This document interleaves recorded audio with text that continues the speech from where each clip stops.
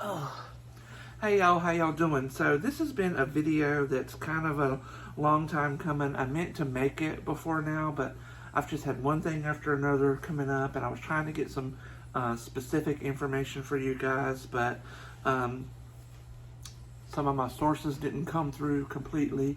But I'm going to just go ahead and make this video anyway. So in my last video, I talked to you guys a little bit about my love of books and reading, where that love came from, and my process for where I find books, my process for finding them and reading them, including using bibliomancy to determine if I want to read a book or not.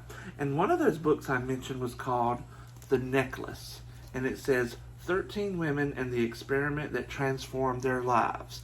It's by Cheryl Jarvis. Now, I came across this book in the thrift store, and it just kind of jumped out at me. And I'm going to read to you what it says about the story, what the book is about. So it says, 4 years ago in Ventura, California, Jonelle McLean saw a diamond necklace in a local jewelry store display window. The necklace aroused desire first, then provocative questions. Why are personal luxuries so plentiful, yet accessible to so few? What if we shared what we desired? Several weeks, dozens of phone calls, and a leap of faith later, Jonelle bought the necklace with 12 other women with the goal of sharing it. Part charm, part metaphor, part mirror, the necklace weaves in and out of each woman's life, reflecting her past, defining her present, and making promises for her future, lending sparkle in surprising and unexpected ways. The necklace comes to mean something dramatically different to each of the 13 women. With vastly dissimilar histories and lives, the women show us how they transcended their individual personalities and politics to join together in an uncommon journey. What started as a quirky social experiment became something far richer and deeper, as the women transformed a symbol of exclusivity into a symbol of inclusiveness.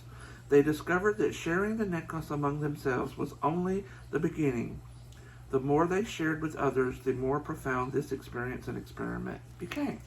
So basically what we have here is 13 women from different walks of life, different political affiliations, different socio-economic backgrounds, pulled together their resources to purchase this very expensive diamond necklace, and with the goal of each woman would have the necklace for 30 days as determined by their birth month. Now, I know what you're saying. There's 13 women, but there's only 12 months in the year. They do mention that there was a little bit of an overlay on birthdays. I don't know how it was worked out. It wasn't explained, so figure that one out for yourself. And so they talk about how the necklace sort of changed your life. Well, one quick thing I want to mention here is the chapters it's broken up into 13 chapters, with each chapter devoted to one of the women, and she tells her story of her experience with the necklace. And each chapter begins with a picture of the woman wearing the necklace. For example, and I'm going to give you a couple examples. One woman grew up very poor, and she was the oldest of several children, and as occurs, the oldest child usually has to help raise the younger children. So in school, she never formed strong friendships. She never got to go out for cheerleading or make friends and hang out with friends, because she would have to take care of her younger brothers. When she got older and got married, she was working hard to, help her husband and her family be successful. She raised her children. So she was always turning down these offers. So for her, she only got involved in this group of women because her husband paid her portion. He wanted her to have friends and be a part of something. So she did not go to the first meeting, but she did go to the second meeting. And for her experience with the necklace was learning to say yes to opportunities and learning to balance work and play. Another woman, she had body issues, And one thing she did was she had sex with her husband wearing nothing but that necklace. And it helped her be more accepting of her body, and it helped her find the strength, the willpower, the motivation to lose weight, not to be sexier, but to be healthier.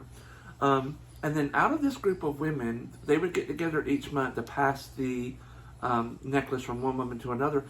Out of these meetings grew charitable efforts. So they started raising money for charity, collecting clothes for the homeless, and things of that nature. So a lot of good grew out of these group meetings. There was a lot of networking within the things too, because one woman, her profession was a event coordinator, and one woman, her daughter got married, and so they helped each other. So there was a lot of networking for the greater good. Now, that's it on the surface. But what makes this book really magical for me, as I read this book, two things came to my mind. Now, number one is there is an old TV show from the 80s called Tales from the Dark Side. And some of you kids may have never heard of it. It's kind of like American Horror Stories. Not story, but stories, where it was a half-hour show. It would come on very late at night on the weekends.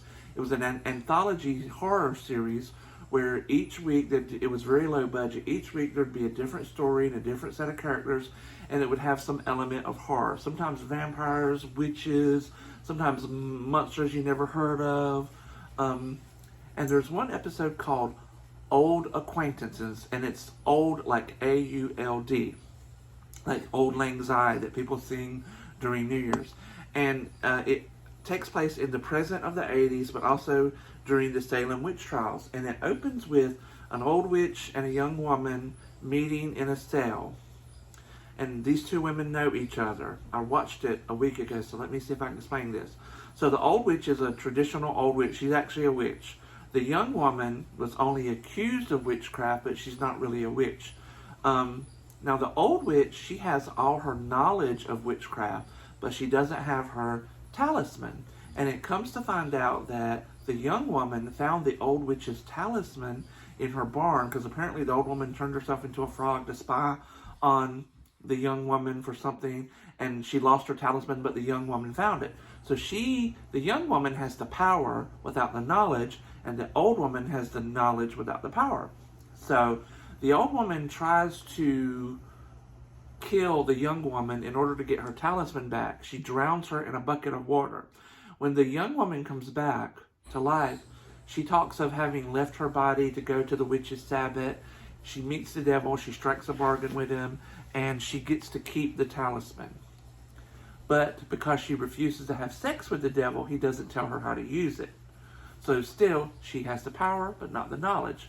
So she strikes a bargain with the old witch that once a year, when, I want to say Venus conjuncts Mars is what they do, which if you know about astrology, because of retrogrades, it wouldn't be a full year. It wouldn't be exactly a year. But anyway, but I digest. They agree that once a year, each one of them would get to hold the talisman, and in return, the old witch would teach the young witch how to use it. And the young witch would allow the old witch to have it for, a year. So a year on and year off. And I'm not going to tell you how it ends. But basically, there's this idea of, exchanging the talisman and doing things with it. The other thing that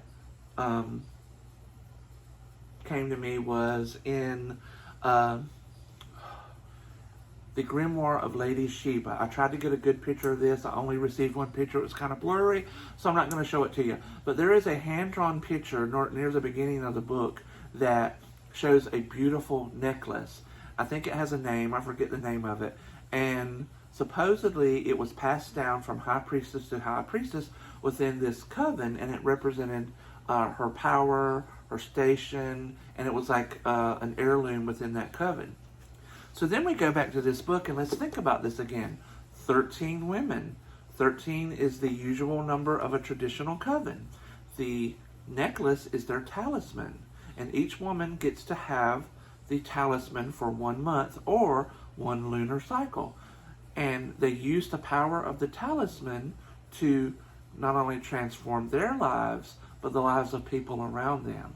And that's what really made this book magical to me. So if you read this book and you do it thinking that these women were witches and they used this power to transform their life, it really is motivational in that sense that it can be done, change can be accomplished, and that things have meaning because we assign meaning to them. Just like they said that the necklace started out as a symbol of exclusivity, and they transmuted that into a symbol of inclusivity, and they used the power and influence that they assigned to this necklace for great transformation and positive change. But anyway, I thought this was a really good book, and I thought you guys might want to read it too. Anyway, till next time, y'all have a great day.